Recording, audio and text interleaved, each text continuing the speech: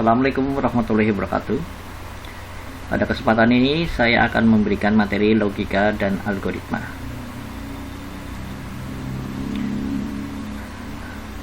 Ini adalah pelajaran materi simulasi dan komunikasi digital pada kelas 10 semester 1, di mana kompetensi dasarnya adalah menerapkan logika dan algoritma komputer serta menggunakan fungsi-fungsi perintah atau command. Oke, kita mulai pada apa sih logika itu. Logika adalah berasal dari kata logos yang bermakna hasil, nalar, yang diutarakan dalam kata dan dinyatakan dalam bahasa. Ia merupakan cabang ilmu filsafat. Cabang ilmu filsafat lain adalah epistemologi, etika, dan estetika. Dalam pembahasan ini, logika tidak dijelaskan secara rinci, hanya digunakan untuk mempelajari bernalar sebagai kecakapan hidup, berpikir secara luas, tepat, runtut, dan teratur, yang merupakan penerapan logika dalam kehidupan sehari-hari.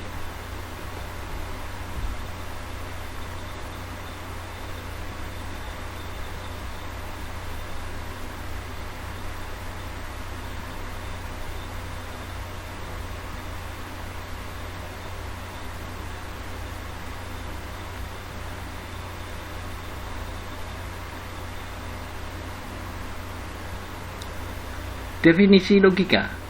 Logika identik dengan masuk akal dan penalaran.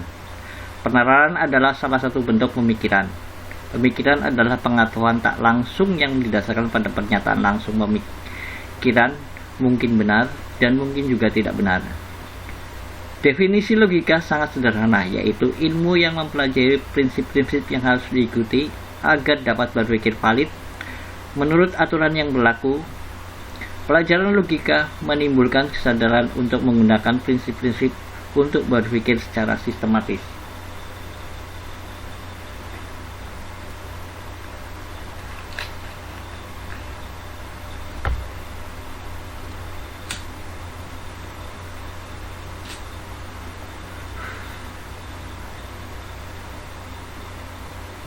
Manfaat belajar logika. Beberapa manfaat akan didapatkan setelah mempelajari logika, antara lain sebagai berikut. Menjaga supaya kita selalu berpikir benar menggunakan asas-asas simetris, membuat daya pikir menjadi lebih tajam dan menjadikan lebih berkembang, membuat setiap orang berpikir cermat, objektif, dan efektif dalam berkomunikasi, kemudian meningkatkan cinta kebenaran dan menghindari kesesatan bernalar.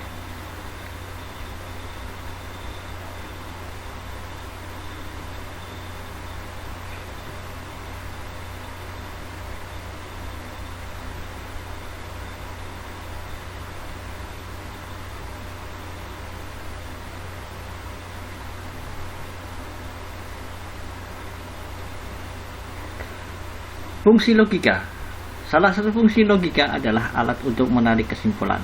Kita dapat menggunakan alat itu untuk melakukan penalaran berdasarkan pernyataan-pernyataan benar atau premis yang ada. Penalaran untuk menarik kesimpulan dibedakan menjadi dua jenis, yaitu pola penalaran deduktif dan induktif.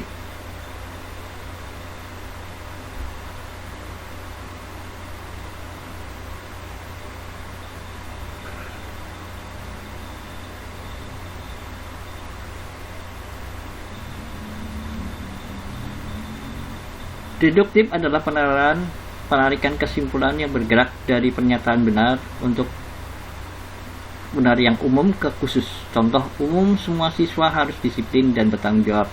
Khusus, Sandi adalah siswa SMK. Kesimpulannya, Sandi harus disiplin dan bertanggung jawab. Ini adalah salah satu contoh penarikan kesimpulan berdasarkan penalaran deduktif.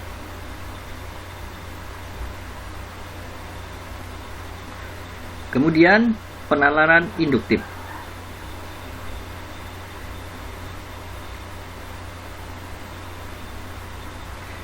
Penalaran induktif adalah penarikan kesimpulan yang bergerak dari pernyataan benar yang khusus ke umum. Contohnya, khusus Dewi rajin belajar, dia mendapatkan hasil memuaskan.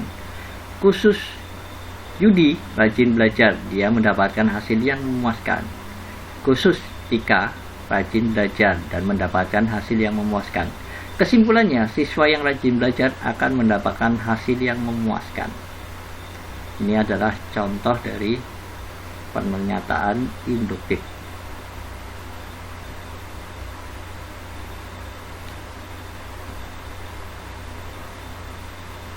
Nah, kemudian kita akan masuk pada algoritma. Algoritma diperkenalkan oleh ahli matematika yang bernama Abu Ja'far Muhammad Ibnu Musa Al-Khwarizmi, seorang ilmuwan Persia yang menulis kitab Al-Jabar wa Muqabalah. Nah, Al-Khwarizmi ini juga seorang ahli matematika. Dia hidup sekitar tahun 825 Masehi. Ya. Dia juga seorang filsafat, ya.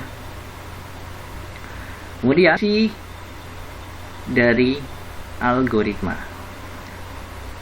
Apa sih algoritma itu? Algoritma adalah langkah-langkah yang dilakukan agar solusi masalah dapat diperoleh. Kemudian sesuai prosedur yang merupakan urutan langkah-langkah yang terintegrasi. Kemudian ketiga, suatu metode khusus yang digunakan untuk menyelesaikan suatu permasalahan yang nyata.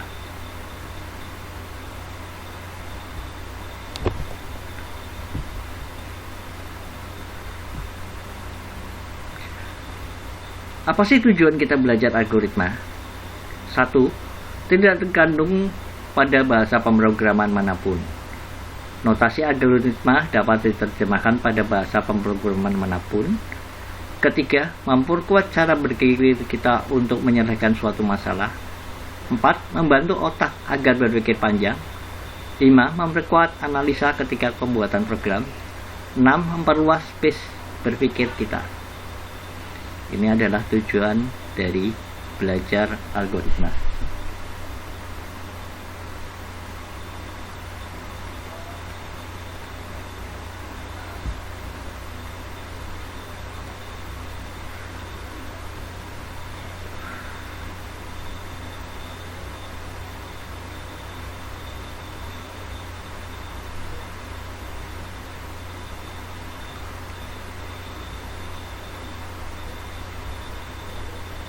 Kemudian tahapan penyelesaian masalah. Bisa kita perhatikan bagian berikut. Di sini ada masalah, kemudian turun ke model sehingga mendapatkan suatu algoritma, kemudian program, dieksekusi, hasil. Nah, dari kesemuanya ini akan dianalisa dalam bentuk sebuah data. Ya, diperhatikan contoh dari tahap penyelesaian masalah. Nah, apa kriteria pemeliharaan algoritma? Adapun kriteria pemilihan algoritma antara lain ada output, efektivitas dan efisien, jumlah langkahnya berhingga, kemudian berakhir yang merupakan semi algoritma, serta terstruktur. Ini adalah kriteria dari pemeliharaan algoritma.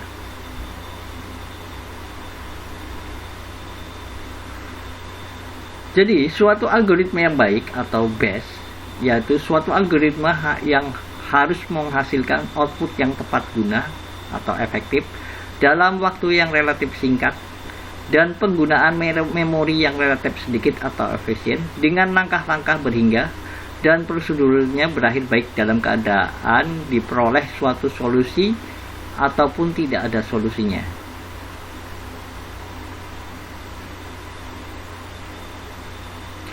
Tahapan analisa algoritma: pertama, bagaimana merancang suatu algoritma. Kedua, bagaimana menyatakan suatu algoritma.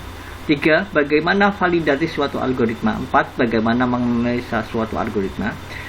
5. Bagaimana menguji program atau suatu masalah. Sifat-sifat algoritma. Algoritma baik antara lain: input. Suatu program memiliki input atau kondisi awal sebelum dilaksanakan. Kemudian output, suatu algoritma akan menciptakan output setelah dilakukan. Ketiga, definites, metode yang dituliskan dalam algoritma. 4. Fitness, suatu algoritma harus mempunyai kondisi output atau akhir. 5. Effection, setiap langkah dalam penerapan dilaksanakan dalam waktu tertentu. 6. Generally, metode algoritma berlalu untuk setiap himpunan masukan yang sesuai dengan persoalan yang diberikan, tidak hanya untuk himpunan tertentu. Ini adalah sifat-sifat dari algoritma. Perhatikan.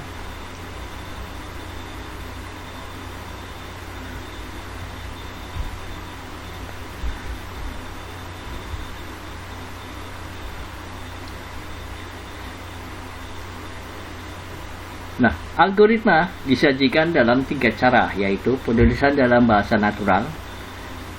Contohnya adalah bahasa manusia, seperti bahasa Indonesia, Inggris, dan sebagainya. Kemudian penulisan dengan bahasa pendekatan Pisendekot dan menggunakan bagian alir atau flowchart. Yang pertama kita akan bahas yaitu menggunakan bahasa natural. Bagaimana cara menulis algoritma menggunakan bahasa natural? Menulis algoritma menggunakan bahasa natural contohnya adalah yang bahasa kita gunakan bahasanya sehari-hari. Misalnya kita ingin mencari luas segitiga. Caranya, pertama kita masukkan nilai alas dan tinggi, kemudian menghitung luas gunakan rumus alas dengan tinggi yang sudah ditentukan. Nah, seperti itu contohnya.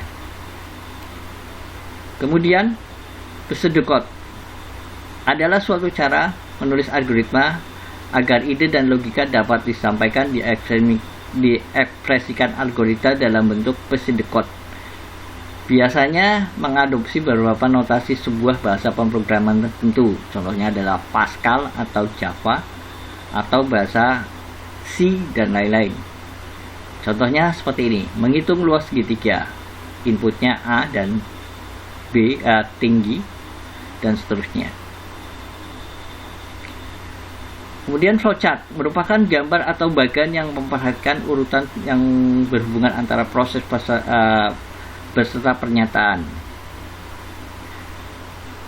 Dengan disimpulkan setiap simbol menggambarkan suatu proses tertentu. Ada 2 jenis flowchart, yaitu flowchart sistem dan flowchart program, di mana flowchart sistem merupakan bagan dengan simbol-simbol tertentu menggambarkan urutan prosedur dan proses suatu file. Kemudian flowchart program merupakan bagian yang menggambarkan urutan logika dalam suatu prosedur program. Nah, ini adalah simbol-simbol flowchart program. Ada flow director simbol, terminator, connector simbol, ya. Kemudian decision simbol, kemudian precision, manual input, kemudian simbol storage, simbol magnet, simbol pangkat. Ini adalah simbol-simbol, contoh-contoh simbol flowchart atau diagram alir.